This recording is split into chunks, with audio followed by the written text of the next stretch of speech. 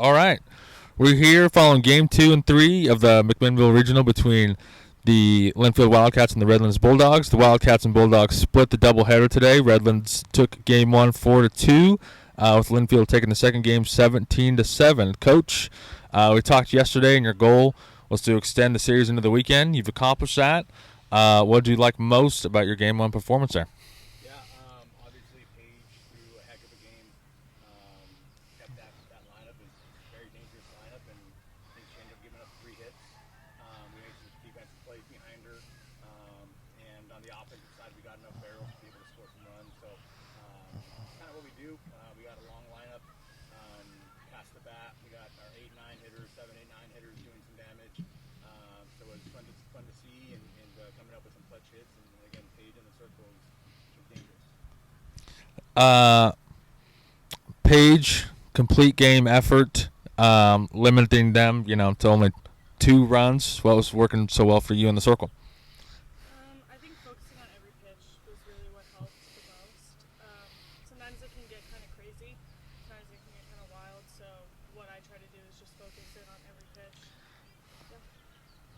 Jenay, over to you. We appreciate defense here. I'm worried you didn't get enough steps in yesterday. 11 putouts in game 1. I think another 4 in game 2. And what does it mean to you to be, the anchor of the Bulldogs outfield and have your teammates lean on you in that position? I feel like I pride myself in making sure that my pitcher believes in me and trusts in me. I want to be the foundation for that, help them make sure that they trust in me too. So I just go out there every day trying to put out my 500%.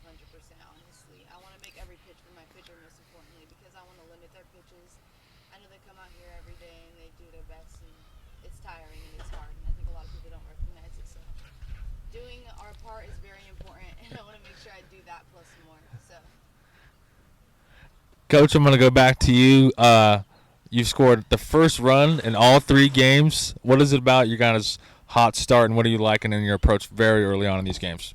Yeah, I mean that's the dangerous lineup that we have. Again, the top of our lineup anchored by Natalie at the top, and then we have Brooklyn, who's only a sophomore. Paige, KG, who's Player of the Year, just got named first team All Region today. That came out today. So we're young. I talked about it yesterday a little bit. These kids just don't know any better. That they're supposed to come in and get swept. They're going to show up, and we're going to keep fighting.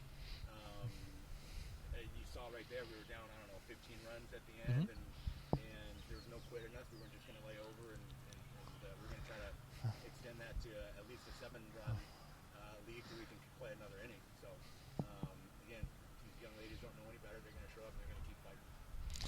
You talk about keep fighting. 2 more tomorrow is the plan for you guys, obviously. What's going to be the message going into game 4 and hopefully game 5, and how you're looking to bounce back tomorrow? Yeah, so we've talked about it already. You've got one goal, is game 4, right? That's it. We're not going to look at it as just anything else. We're going to throw everything at them that we have, and if we can get to game 5, that'd be great. Elimination game 5, you just never know what's going to happen, and we can put pressure on this very dangerous team. We're going to do that. One key comment. First, congratulations on beating a team which had won 44 in a row. Yeah, I mean, they've won a lot of games. that must be a big victory for you. Yeah.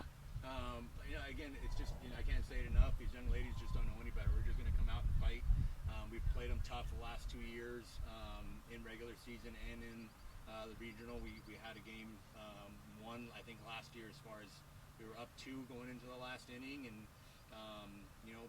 these young ladies are comfortable in this type of environment. And our goal at the beginning of the year was not just to win conference and not just to win the conference tournament, but to come out and win a regional. We haven't done that in the program's history, so hopefully we can kind of come out tomorrow and again win game 4 and force a game 5.